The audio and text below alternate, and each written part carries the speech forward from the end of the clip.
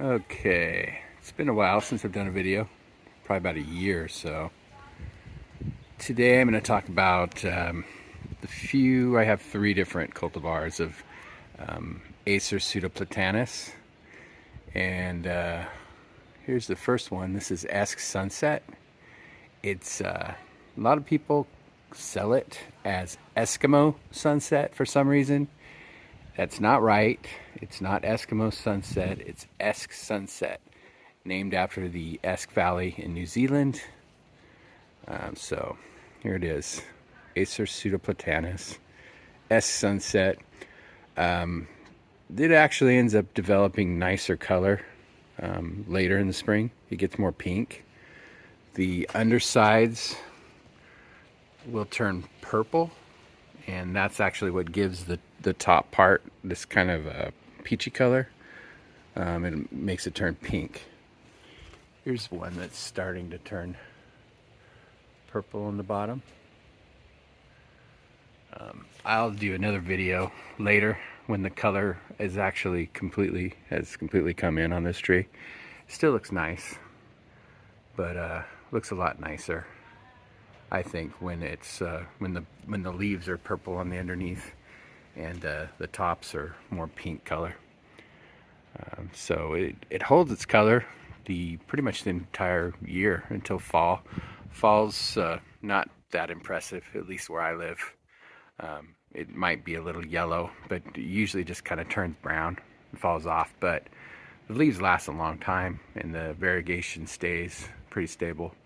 It likes about half the day of sun it can handle. It could probably be in shade too, although I don't know if the colors are as good in full shade. This one gets a decent amount of sun now. It got less last year because this plum tree right here was much larger. It was a really big plum tree, and in the middle of the summer, our neighbors chopped it. They did a really hard pruning on both of their plums. Bad time of year to do pruning, but they did it. And unfortunately, my trees that were getting shaded by those ended up kind of frying because of they all of a sudden are exposed to this bright light. A lot of the trees, they can adapt to that light if that's the light they have when they come out in spring. But if they're in more shaded conditions and then all of a sudden, middle of the summer, they're given bright sun, then there's a neighbor's dog, of course, and a jet going by. But yeah, they're exposed to that real bright sun. They just kind of they fry. So anyway, Esk Sunset, Acer pseudoplatanus Esk Sunset. Okay, this one here is Acer pseudoplatanus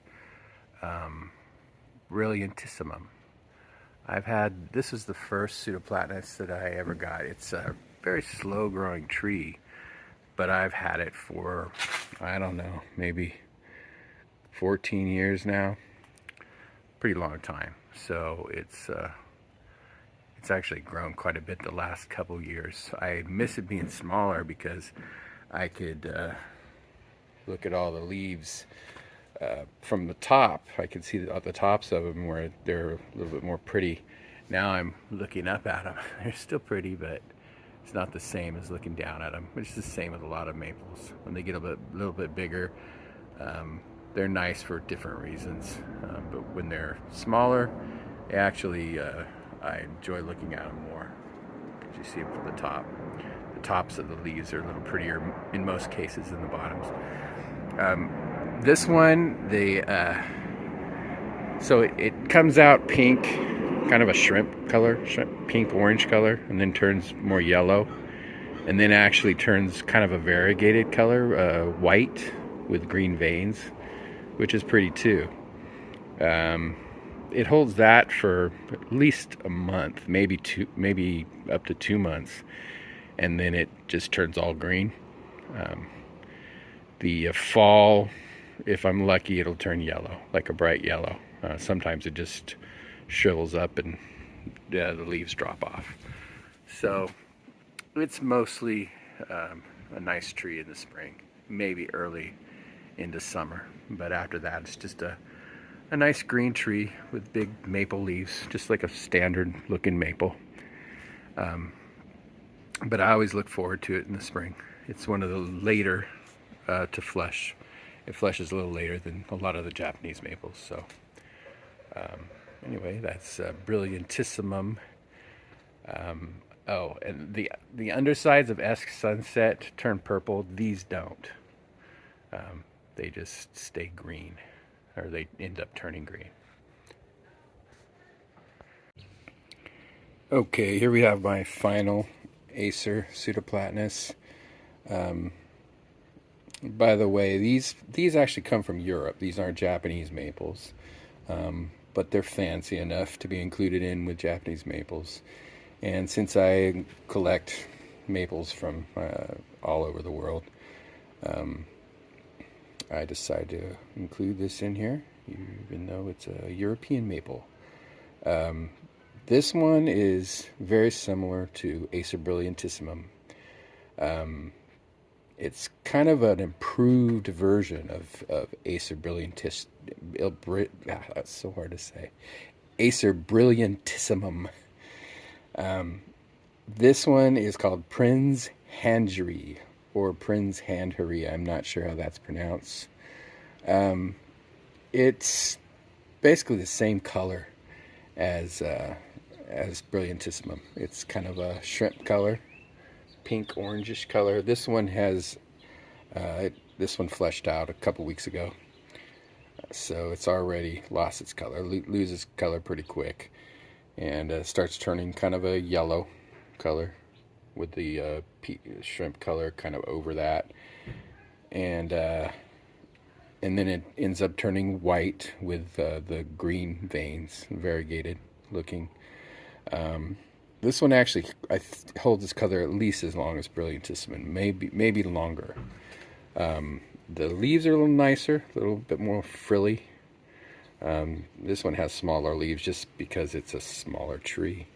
But I'm assuming, since I actually haven't seen a large one of these, that it has about the same size leaf as the Brilliantissimum. Just kind of a fancier leaf than the Brilliantissimum.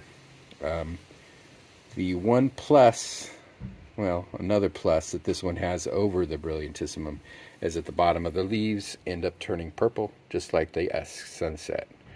So I do recommend this tree. Don't really need to have both Prinzhangery and S Sunset, or not S Sunset, and Brilliantissimum. I would personally pick Prinzhangery probably over Brilliantissimum. If you just want to go with the looks of the tree. Brilliantissimum is hard to find, rare. It's probably rare because this one is a better tree. So most people that ever even carried these type of this species stopped producing Brilliantissimum and started selling Prinzhangery, producing it instead. So anyway, those are my Acer pseudoplatanus.